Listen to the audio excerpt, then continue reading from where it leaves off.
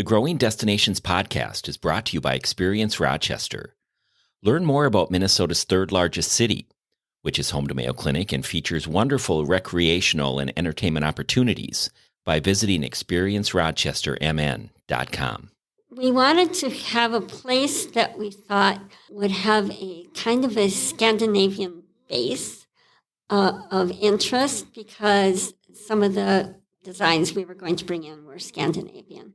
And we thought that base of lifestyle and appreciation for the goods might be a good starting point. The store is an extension of Louise and Walter. It's what Louise and Walter believe as their core values. That whole Scandinavian lifestyle mantra has always been, deeply rooted in our lives. Welcome to the Growing Destinations podcast, where we take a deep dive into destination development and focus on a wide range of topics, from tourism and entertainment to economic development and entrepreneurism, and much more. I'm your host, Bill Von Bank. 50 years ago, Walter and Louise Hansen opened a Nordic shop in Rochester, Minnesota, on what they thought would be a one-year experiment. Instead, that leap of faith turned into a lifelong journey of bringing unique Scandinavian clothing and design to Rochester. Over the decades, their passion for quality, design, and customer service has made the Nordic shop a cornerstone of the community and even the largest independent Dale of Norway retailer in the world. Get ready for an engaging conversation with Walter and Louise Hansen as we celebrate their incredible journey and the lasting impact of the Nordic shop. Walter and Louise, welcome to the Growing Destinations podcast. Well, thank you. It's great to have you here. I've been an admirer of your store. I've been a customer of your store. So we've got 50 years worth of stories to talk about in this podcast. But first, can you take us back to the beginning of the Nordic shop and why you chose Rochester? It basically was that we each had a love for design, and specifically Scandinavian design. Louise spent a year of college in Denmark studying design and was fortunate enough to, during that time period, to actually spend time in each of the workshops that existed at that time, places like Rowe, Copenhagen, George Jensen, A. Michelson Jewelers, places like that, which would all go on to become large names in the design world. And Louise, why did you choose Rochester? We wanted to have a place that we thought would have a kind of a Scandinavian base of interest because some of the designs we were going to bring in were Scandinavian. And we thought that base of lifestyle and appreciation for the goods might be a good starting point. We also thought that having something like Mayo Clinic and some of the small industries in town nearby would bring out-of-town guests that might be interested in what we were ready to sell and bring to the public. You chose Rochester, but it was for an experiment. Tell me more about that. It was an experiment. We thought that we should try it and just see if it were something that we were right, that the people would respond to our goods and services, our knowledge of the products. And we wanted to hopefully grow it, but we were realists, as many people were back in that day. And we thought, well, if it's not working, one of us might have to go and get other employment, or we would just move on to something else. What convinced you to stay, Walter, for 50 years? And I ask myself that question every day. It soon became very apparent that the concept that we had for an early store, something that was not your average Scandinavian shop, of which back in that era, There was a Scandinavian shop in every strip mall in the upper Midwest, and sometimes two. But they mostly carried things which were more of a tourist variety, things that said Ufta, things that said kiss the cook, she's Norwegian, Swedish, whatever, and things like that. And we both had more the design aspect in mind for products. Louise had finished school before I did. I was working on my master's. And so she opened up a small shop that sold sort of Scandinavian things and a few other different things. And that opened actually 2 years before we opened the Nordic shop. And so we got a little bit of a chance to try out things, and we actually were doing quite well in a small market setting. Was that before Rochester? Yeah, that was actually in a town called St. Charles, Missouri. And we were down in the historic Main Street area, actually right in the middle of it, right across from, at the time, the restaurant on the street, which was called the Mother-in-Law House. Yep. It gave us 2 years to kind of get an idea about retail. And Louise had this concept of more of a design as opposed to just objects, but, curated objects from Scandinavia. And so that's really how all of that came to be. Mm-hmm. And I think because that was kind of a tourist area, we were familiar with a tourist area, but we also thought that we needed a place to go where there was also a core customer, a customer from a region or a city that would come more regularly than just the occasional tourist. How has the Nordic shop evolved since its inception 50 years ago? Way back when we started, we were much heavier into kitchenwares and housewares in general and gifts from Scandinavia, and less into wearables.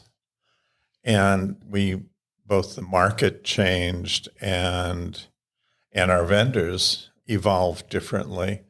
So all of a sudden, it seemed like 10 years, 15 years ago, maybe 20, we started noticing more a move towards, wearables, consumables, things such as that, as opposed to hard goods. So, and at that point, several of our vendors were doing what everyone else was back in the era, going into globalization and moving production from here to there to wherever. And we wanted to have products that were genuine and authentic to Scandinavia. And Louise, I understand that because of your design background, some of your wearables had your input included. That is absolutely true. We started submitting designs to specifically Dale of Norway. We had tried to submit designs to some of the hard goods people, but they were not as interested as people like our sweater manufacturers. And we thought, well, that's probably because the sweater people are moving forward and growing their companies and wanting to bring new products, new designs to the marketplace.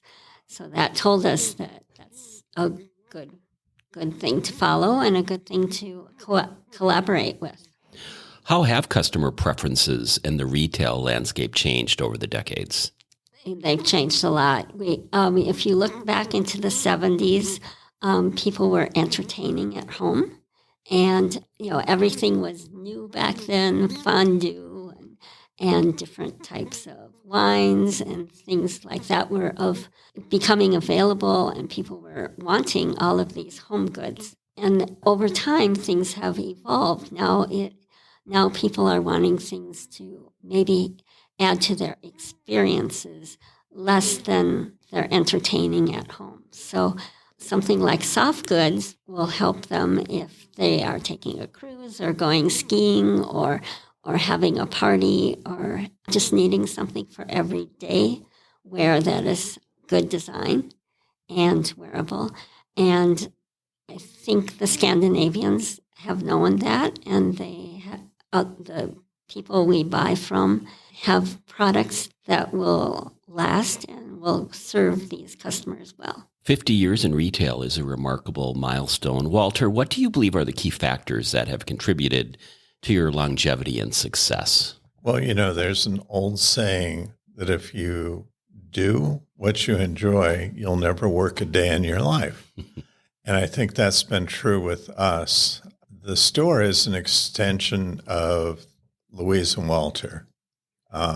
It's what Louise and Walter believe as their core values. That whole Scandinavian lifestyle mantra has always been, deeply rooted in our lives. So we actually live the product. We live the lifestyle that our products represent.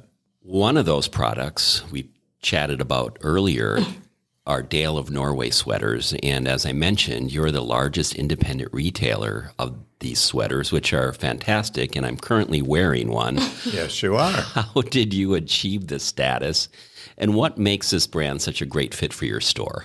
They're a heritage brand. And we look at our store as being a heritage brand also. They are a small company. I know we in the upper Midwest look at them and go, oh, Dale of Norway. Oh, yeah, they're a big company. Well, in global terms, they're small. In U.S. terms, they're very small. We were kind of a natural fit from the beginning, and we actually got them to make the first lightweight sweaters, and that was way back in the early 80s. And we had them made just for us because there was no way they were going to do anything that lightweight. Everything they had was either a 4-ply yarn or a 6-ply yarn or even an 8-ply hand knit yarn. So, if it was 20 below and you wanted to go on out and ice skate on the pond, you were set. But this little thing called central heating kind of all of a sudden, you didn't have to worry about how close you were getting to the cook stove or how far away you were getting. The rooms all stayed the same temperature. So there was not a need for that heavy weight of sweater anymore. And we were able to very quickly demonstrate to them that that was true. And the very next year, that was a large part of the new collection. And it was successful. And ever since then, they've looked to us to help shape what the collection's going to look like, what's going to move forward, what's not, what people are asking for. And, it's been a natural kind of mutual growth, if you will, for both of us. I think so. I think it is a great partnership because the Scandinavians have a real eye for design, and they've brought new designs and even a little bit of trend into their collection. But the American customers have different needs and wants, and we are able to kind of find out that when we talk to our customers and from our sales, and we can work with them to tell them what might work and what minor changes they might want to make in their line to continue to make it successful for both of us. And you have some other great brands there too, like Helly Hansen is another popular brand. Helly Hansen is great. Helly Hansen, we are one of their premier stores. Mm-hmm. We carry the line 12 months out of the year. I have a jacket. Yes. I have been a Viking ambassador for them, which they choose several ambassadors across the United States for them, and we are able to try out products and give them feedback, and that is really helpful to them. It's helpful to us, too, because we find things that will will work for our store and for our customers. One of the biggest challenges recently to retail was the COVID-19 pandemic. How did the pandemic affect your business, and what changes did you make to adapt?